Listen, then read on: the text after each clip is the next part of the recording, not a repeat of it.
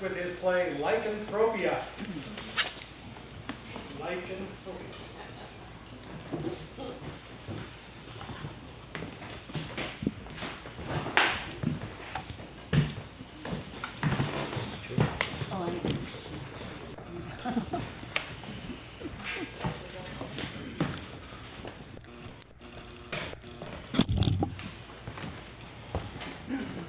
Hi, I'm Dr. Gillespie. My fourth or sixth kind of college class. This play, Lycanthropia, is in part generated by requests for more gothic and supernatural material from people. And it's slated to be part of a larger piece called Vampires and Werewolves Living Together in the Same. So my narrator is the esteemed academic and my classmate, Barbara Pope. As Sandy Taylor, my best friend and co-conspirator, Ariel Hatt. Bill Campbell as Dave. Bill's also acted in my play Breakdown. Jay Hatt, who is an actor, director, administrator, feature, almost an organ in this. He's playing Treman Bauxer, and Dennis Engblom is playing Barton. Jay Hatt. Yes. Yes. Yes. Yes. Exactly. Thank you. It's turning into a comedy. Proceed. Lycanthropia by R. Scott Gillespie. Treman Bauxer, Trey, a retired software engineer with a fiery liberal spirit. Now he writes poems. Barton Duane, Bart, retired college professor. David Hart, Dave, Bart's best friend. Sandy Taylor, Sandy, an unlikely damsel in distress. Scene: Barton's living room, the second floor of an old Victorian apartment building. A large window is off to one side. There is a couch with a coffee table in front of it, an easy chair beside that. Time: a late spring evening, scattered clouds, full moon.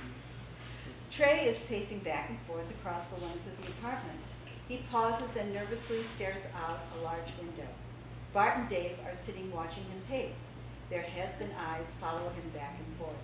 They appear to be some combination of bored and fascinated.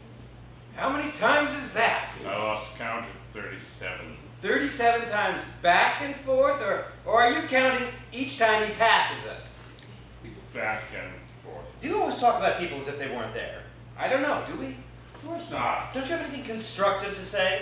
If you moved the coffee table, you wouldn't have to pace around it. Good point. Been thinking about that long. We are retired. We live vicariously through you. Yes, call this living. Oh, in your case, I'm not sure.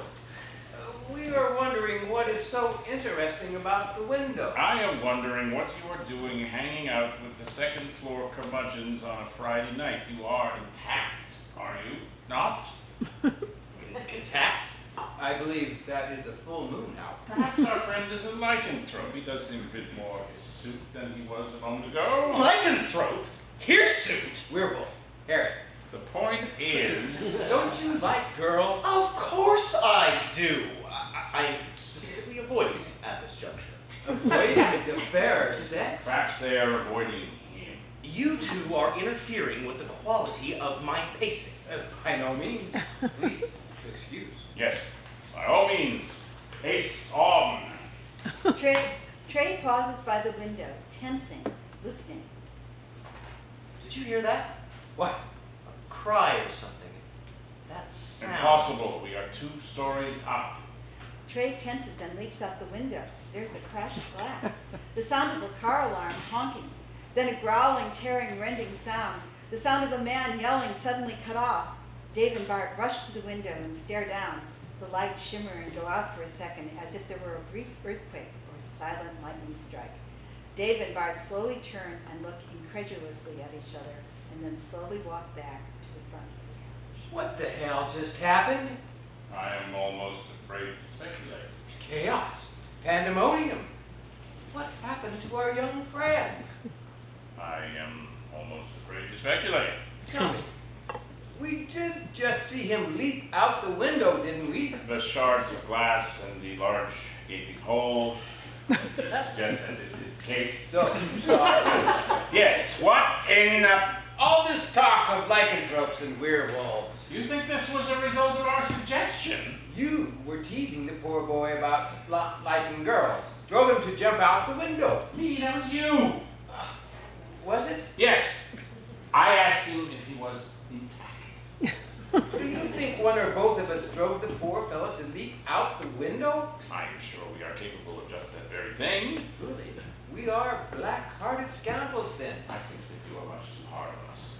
I believe that he has bipolar syndrome. Don't you mean bipolar? Of course not. That makes no sense. Bipolar, like Samson, chained between the two pillars of the temple of the Philistines.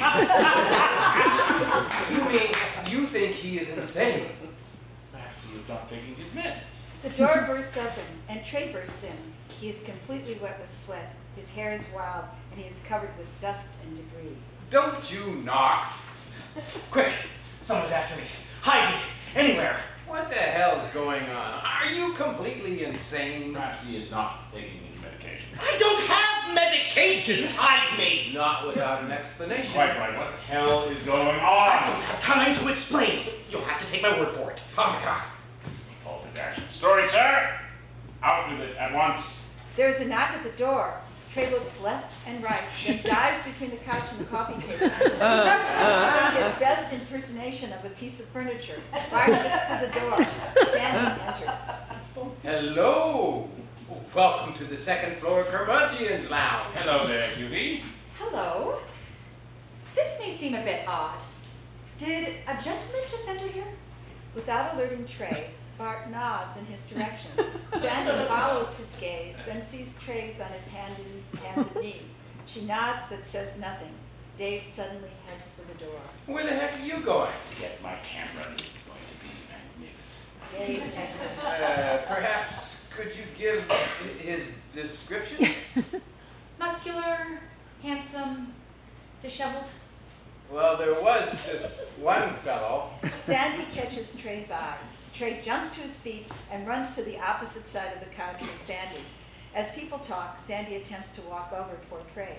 As she does, Trey circles, keeping the couch between them. Why, there he is. I have come to thank my rescuer in person.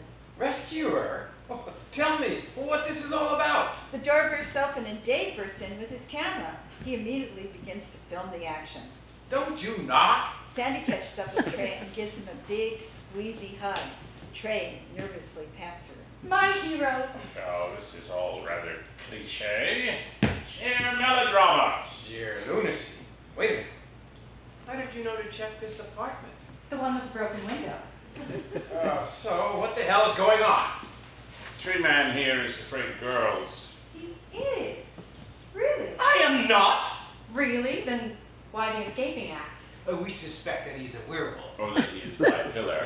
Do you think he's off his meds? I don't have any meds! Perhaps that's the problem. What the fuck? Language from a lady, no less. Trey looks doubly embarrassed as Sandy clings to him. I am...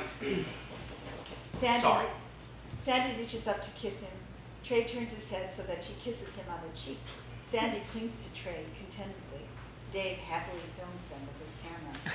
Enough of this. I demand to know what's going on. Sandy releases Trey, who begins to nervously pace back and forth, as before. I do believe this is what they call a clusterfuck in the military.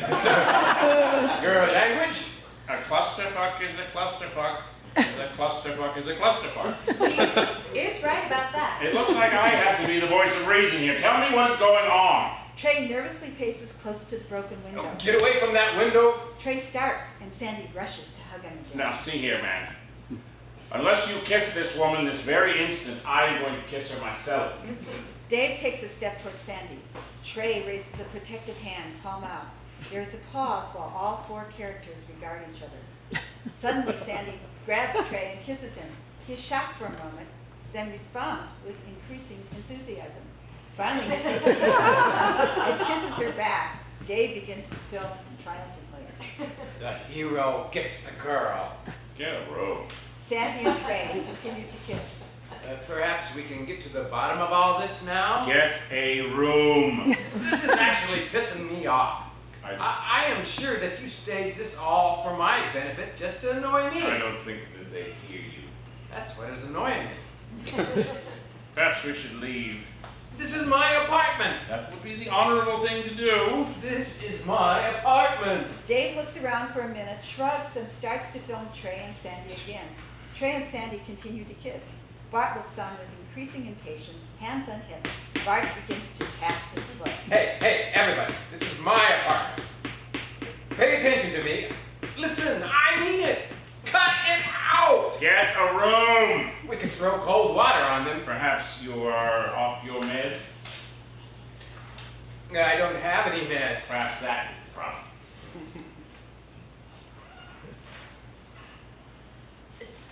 Do you have an apartment? Trey nods mutely. Can we go to it? Trey nods mutely again. Sandy grabs his hand and begins to lead Trey out. Dave begins to film happily. Suddenly, Trey lets go of Sandy's hand. She pauses, looking back, heartbroken. Now see here, sir. If you do not take that woman home with you right now, I will do it myself. Trey stiffens, shudders briefly as if transforming himself into a werewolf. Trey drops into a crouch with hands out, then does a slow vaudeville turn towards Dave. The expression on Trey's face is frightening, wild, somehow feral. Dave backs up a step. Trey grabs Sandy by the hand, and they exit. There is a long pause while Dave and Bart look at each other. Finally, Dave speaks. Checker. Quiet. All right.